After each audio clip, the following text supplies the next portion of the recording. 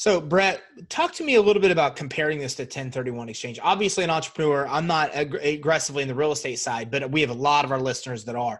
So I want to dive in a little bit more in that because a lot of them are new to this strategy. They haven't heard of this strategy, and they probably are going to want to compare this to the benefits of what a 1031 exchange could do for them. So can you speak to that, comparing on the real estate side, the benefits of this over a 1031 exchange? Yes. And by the way, my background is at Marcus and Millichap, where I started and actually learned about this structure for the first time 10 years ago. And I help people buy and sell multifamily properties in Sacramento, California. I'm still a commercial real estate broker. I still do 1031s.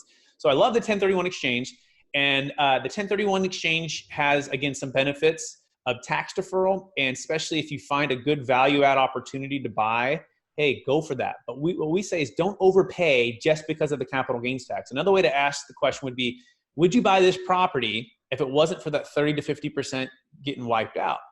And if the answer is no, I wouldn't, well, then consider a deferred sales trust, right? Because that's exactly what we're here for. We're here to get diversified, get liquid, and then wait for optimal timing. It could be a couple years from now. It could be a different marketplace. It could be a development deal too, by the way. We can develop with it. The 1031 is very restrictive in timing and also in like kind. And those are the two biggest things. It has to be investment real estate for investment real estate. It has to be within 180 days. The other thing it does is it basically forces you to maintain debt. And we think debt is it can be good when in a buyer's market. When you find a deal, we call it smart debt, risky debt, and dumb debt. Okay, smart debt goes into debt when you find an opportunity, a value add opportunity. It's a buyer's market. Real estate's low. Everything's in the tank, kind of like 5 years ago, especially in California. But right now, we call it risky debt. If you maintain debt, you're risking the equity you've built if you're not doing anything with that. And then dumb debt, dumb debt is when you double down and you exchange into a bigger property and you maintain that debt or get even more debt.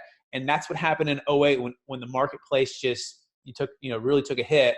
People were exchanging in 05, 04, 05, 06, 07. The music stopped, and some of them lost everything. So the alternative or the solution is get out of debt, get diversified, get liquid, and buy real estate when it makes sense with the deferred sales trust. The last one has to do with depreciation, okay? So in a 1031 exchange, the depreciation schedule travels, and that's not good. So one of the best reasons to own real estate, Ty, is the offset of the depreciation versus the income. Okay, so you get all of the income, but the depreciation offsets it, so you don't have as much tax. Well, eventually that lowers your basis, and then when you do a 1031 exchange, you travel with that basis, which is not good, meaning you have to buy a much bigger property to get the same amount of depreciation. Not so with the deferred sales trust. The deferred sales trust is a solution for that because when you partner with your trust, you get a brand new depreciation schedule. So the same $10 million deal, let's just say you were to buy through your trust or do a 1031, you get a brand new $10 million full depreciation schedule to offset your income. Very powerful, especially if you couple that with accelerated depreciation, okay? So those are two things. The downside would be this, okay? The 1031 maintains the stepped up basis. That's a good thing, okay? Meaning, Ty, if you were to pass away, right now as the law states, your family gets a stepped up basis, meaning they could walk away essentially tax-free, okay? However, the deferred sales trust does not do that, meaning you can still pass the trust and it's still tax deferred, but if they were to sell, they're not getting a stepped up basis. That's part of why they're getting a new depreciation schedule. Here's the big however though, who's to say that the stepped up basis is still going to be there, 5, 10, 20 years, especially with the 22 trillion that the government's working against. And they're talking about limiting or getting rid of the stepped up basis and or limiting or getting rid of the 1031 exchange. So we always say, just keep that in mind for why to stay in that. And then the other one would be for the estate tax. Okay. And the estate tax for the 1031 exchange, it doesn't change that, meaning that's not good. Where at the deferred sales trust, we can move funds outside the taxable estate. So these would be for your ultra high net worth listeners right now. So let's just say someone's worth $52 million. The first $22 million is exempt if they're married in their estate. If you're single, it's 11 million right now. But anything above that number is going to be hit with a 40% death tax, okay? So let's just take 52 million minus 22. That's 30 million.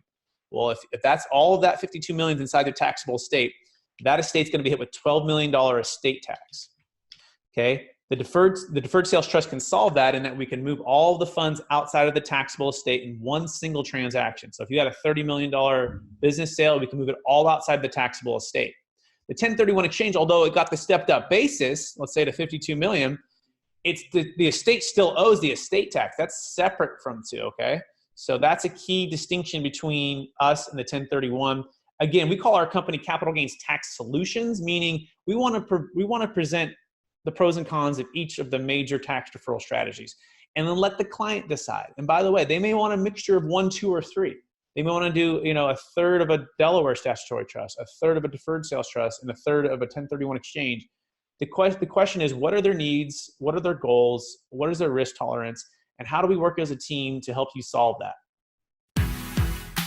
You have just listened to another information-packed episode of Capital Gains Tax Solutions with Brett Swarts.